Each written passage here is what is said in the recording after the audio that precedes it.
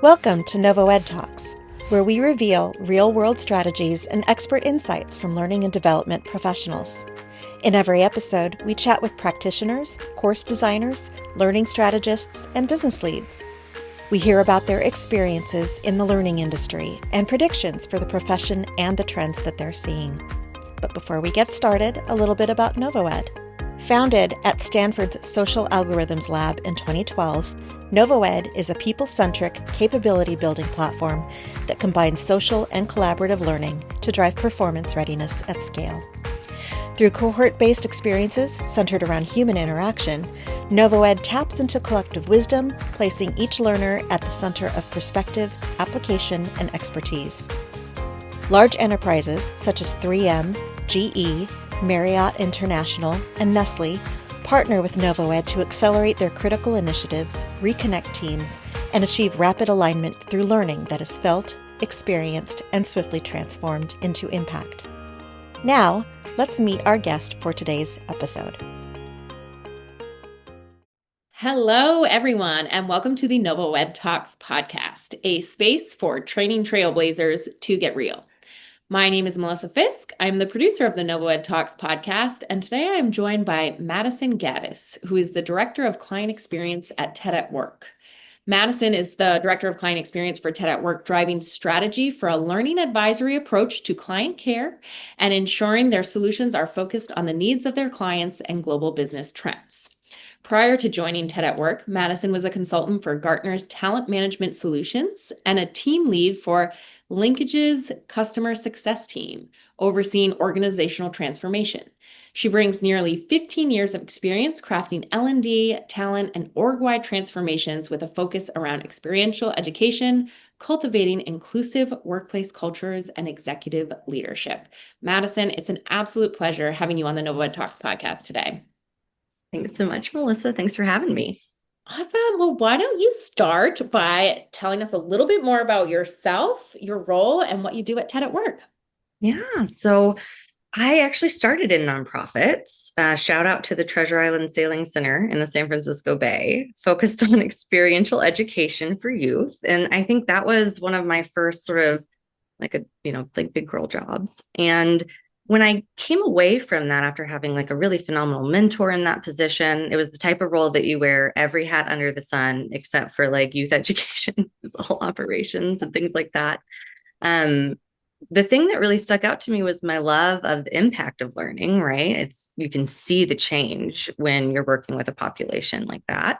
And then thinking about stakeholder management, like I loved working with the volunteers. I loved getting to kind of navigate the waters of sort of funding and philanthropy and things like that. And I had a good friend who sort of pointed me at L&D and went, this would be really good for you. Like maybe you should check this out as you're considering next steps. Because I was looking around other nonprofits and it worked out really well. I was able to join CEB Gartner and work my way into consulting. And I think that what I love about this landscape of learning and development is the impact. That's the thing that has really stuck as a through line for me, is seeing the change that learning and development can have on people's happiness in their workplace, their ability to kind of be mobile in the career sphere. We've stopped maybe thinking of it as a clear career ladder and maybe a career zigzag, but L&D is there as a partner, right, to help with those types of things. And so I've been very fortunate, I think, to have the opportunity to see a lot of different landscapes of learning and development, whether that's high potential training, mid-manager training, executive functions, and kind of inclusionary transformations over the years. And what I love is I get to bring that all to TED at Work. We get to really address every kind of learning and development challenge under the sun with our content, with the partners we work with. That's awesome. And what a rewarding job I'm sure it is to do day in and day out. Why don't you talk to us a little bit about, what some of the biggest challenges learners nowadays face? I know you see kind of all scopes of learners with your client base, I'm sure, but what are some of their biggest challenges? We recently did a look back at sort of like our quarterly curatorial insights. We've got a phenomenal curator who puts together every quarter kind of like, what are we seeing in terms of trends from our clients, as well as a market analysis.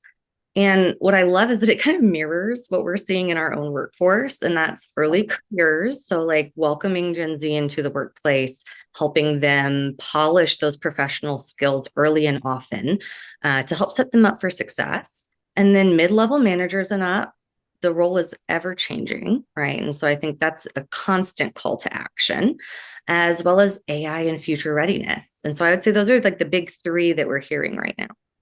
Yeah, absolutely. I would say all of those things come up depending on who we're talking to, one maybe more so than others, but those are definitely things that come up on this podcast a lot. Talk to me a little bit about those challenges and how that kind of fits into, the bigger picture of workforce development challenges and how, maybe do you all at TED at Work suggest, or how are you seeing folks approach those challenges?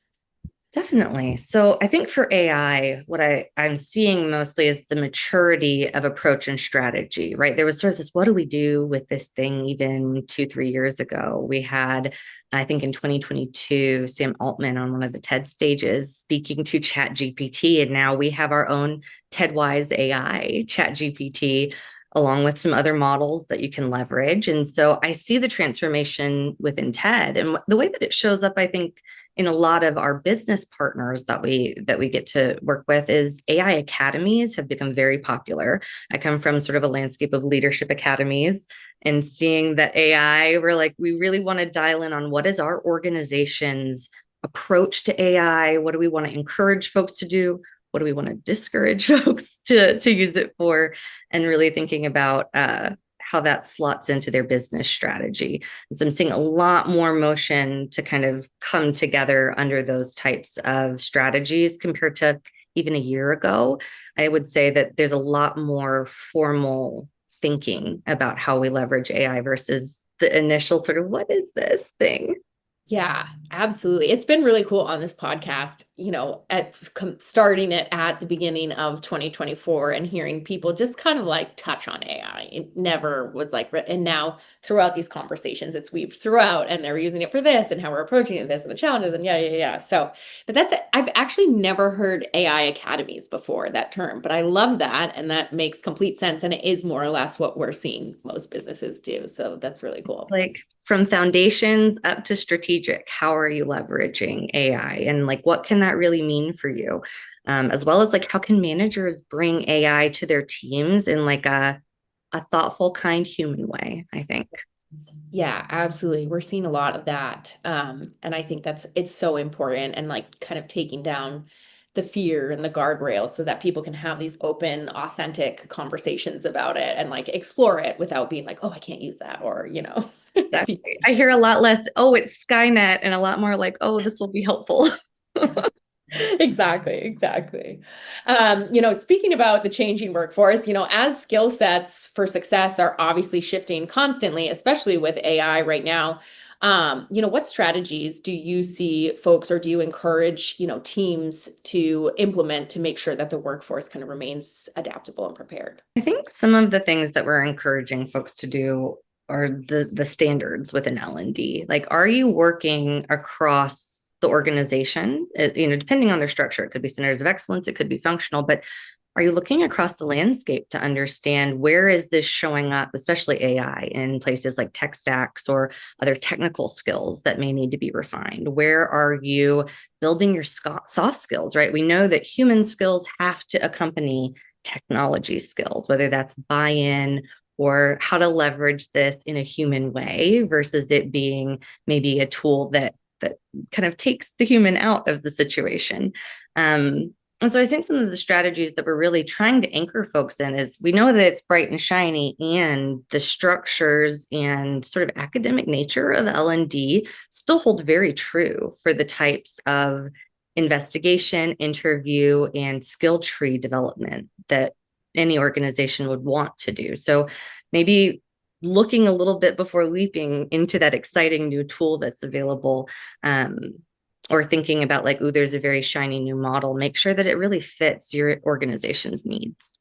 Absolutely. I think that's a big one. It's hard to get lost in all the excitement around some of the new tech and keeping that aligned with, okay, but does this really help us out? Or is this just more noise, in a world where we need less noise? Exactly. How do you suggest, within your framework or, just in general at a higher level that teams assess and address skills gaps within an organization? I think that's going to ultimately depend on the organization, right? Like they may be the massively structured where they want to focus on core values. Like what are the skill sets that are going to thread through every single function? And can we lift up the whole organization by focusing there? Or maybe it's about functional maturity or, just meeting the moment as it stands. And so I think for TED at Work, we're often in a landscape of encouraging kind of the strongest foundational things for L&D if we're working with an organization that is looking for a little guidance in that direction. But more often than not, we're working with organizations that have done some of that thinking already and are coming to us to say, what TED content, what courses could make this really sing? And at that point, our curators are stepping in to really give them a boost of maybe they need a buy-in getting conversation. And there's a TED idea that could really support that. Maybe we're looking to like kind of think of a new way of working. And so we're giving them a couple of different talks that speak to different topics, as well as some discussion-based resources to say, well, do you want to turn this into a learning session or a workshop? Let's kind of noodle together on what that would look like for this particular audience. So I think that's a lot of where we're seeing the partnership with groups that have kind of done some of that infrastructural thinking already. Awesome. Kind of along those same lines, my next question is around like core KPIs, which, kind of hits on that same thing that you're talking about. And obviously, if you're giving giving the content in a different format, whether it's like more conversational or more of like a course standardized like course format, are there core KPIs or does it vary per kind of course to course, client to client, initiative to initiative? I would say probably client to client. We're always going to have our engagement metrics, and those are more like your level one Kirkpatrick scale types of metrics, right? That's not going to tell you more than like how are they receiving the material, which is why, we don't own the other types of impact metrics, but as a partner, we're often, I think, directing and encouraging our clients to think about what are those engagement survey questions that you could be asking pre and post? Are there 360s you could be implementing, giving them maybe some survey questions, even things like that, that they could leverage with the program to demonstrate that impact and skill growth? Because ultimately, engagement and impact metrics, I think, are what leaders are looking for to demonstrate return on the investment and true value add. So I think that's where we're often sort of coaching or encouraging folks to say, what else is in your data landscape? Because with like sort of like the birth of the HR information system, there's so much more in the talent ecosystem that can be leveraged to make those points. Yeah, absolutely. I love that. That's such a good point. Do you have an example of a successful L&D case study that you could speak to a little bit? Definitely. I'm thinking of one in particular who's been with us for a little bit, across like a 3-4 year arc. They came to us as a compliance only learning culture. And that is a hard place to start if you're trying to build towards a culture of learning. That they've managed to do this in a 3-year arc with a very clear strategy. So they started with a combined set of values. They leveled those values and aligned really specific content to it to draw learners in to say, hey, we've got something relevant to your role, relevant to the business, as part of kind of a culture building effort to say, let's align around these things and get really good at them. And then they decided to shift LMSs, which I think we're seeing more and more happen. I think LMSs are probably the next wave of big updates we'll see, because I don't know that they've had a lot of updates since the 1980s when they were introduced, but we are seeing a lot of change there. And so this organization felt like a shift to a different LMS would give them a different user experience, which it has.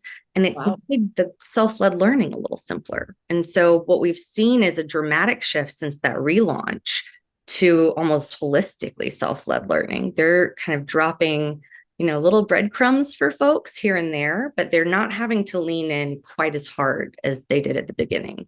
And that's pretty impressive in terms of maturity within like a 3-year period. Yeah, absolutely. To go when you start, I was like, oh, where are we going with like this strictly compliance environment? So Right. yes, that is very It's a impressive. whole journey. Yeah, exactly. Talk to me a little bit about technology. I mean, I'm sure you've seen, we just talked a little bit about, LMS platforms and where they're sitting. But just, L&D, HR kind of tech as a whole, like what are you seeing as, from where you all sit at TED at Work, how technology is playing a role in L&D programs? I think the field is awash with so many things. The last time I think I saw such an expansion on technology was the big data conversation 10, 15 years ago, right? That's the thing that I kind of look back at and go, okay, this was the last time it felt like HR had their seat at the table. They started to have a data strategy. I think we're seeing some of that, of course, bleed into L&D over the years.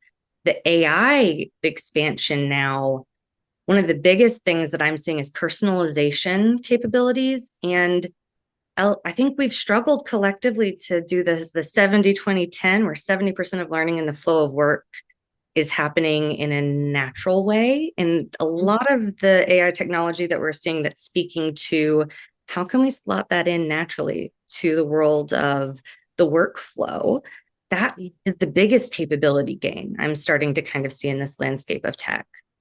Absolutely. And I would agree with that. And I think it's so needed, and it's where we learn the best, so I think going to be a game changer if it hasn't already been for different organizations. I mean, it Um, depends on investment, of course, with the organization, but there's so many permutations of it too. I think one of the cooler things I've heard and seen recently is an AI coaching helper through AR VR. And like that's wild to yeah, me. It's like such a change from a decade ago where we were even thinking about coaching in the framework of management. yeah, absolutely. Thinking about just kind of the L&D space in general over the past decade, 5 years or so, what are some of the biggest key takeaways that you've seen in the space?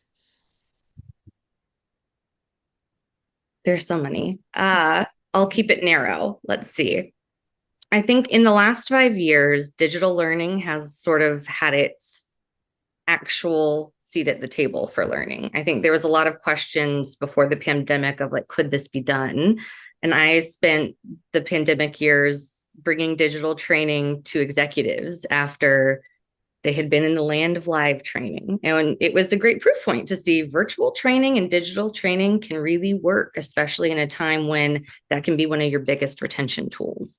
And so I think that maybe made the shift for L&D to be seen more and more as an advisor to the business, which is really cool to see that shift. And then I think with AI, like it really feels like from 2020 forward, we're in like kind of a differentiated new era of L&D and like what we're capable of doing within an organization. Um, it's kind of neat to think about the history and the change there. But those are maybe two of the bigger shifts. That and the generational shift. We have every generation, except for Gen Alpha, of course, they will be here quickly. But we do have every generation in the workplace. And so one of my favorite things, we talked about mentorship a little bit earlier before the call. And I think seeing mentorship, but not just that, the idea of sponsorship and advocacy for succession planning and thinking about how do we bring the younger generations up and prepare for kind of the silver wave that is coming for retirements. And it's been really great to see organizations embrace that in different ways. Yeah, very, very cool and very true. And I like that. Like, obviously, that's going to be a massive challenge for organizations. And I really like that mentorship is kind of where it's falling under and how we're approaching it, because I think that is one of the most powerful ways to kind of solve for those challenges. Especially reverse mentorship too. I Mhm. just love that that's become more of a conversation because I do think there's so much we can learn about the day to day, about the challenges that folks are facing down the line that you would not otherwise never have visibility to unless you were really actively asking questions of folks. Absolutely. And that's so true. I love that. Madison, to close on a positive note, what's the most powerful thing that you've learned on your journey that you would pass on to someone just starting out on theirs? Ooh, Let's see, let go of control, like trust that, your team will catch you, that your manager will catch you, trust that the business landscape is there for you. Have fun and celebrate the wins, I think are kind of the big three. I love that. Those are so good. The control thing is such a good one, and trusting that your team will be there for you, I think is so important. So hard for us to do, but makes us all better for doing it. So amazing advice. Madison, thank you so much for joining us today on the NovoEDTalks podcast. It was an absolute pleasure having you here. Thanks so much for having me. It's been fun. Awesome. And thank you to our listeners for tuning in to another episode of NovoEDTalks.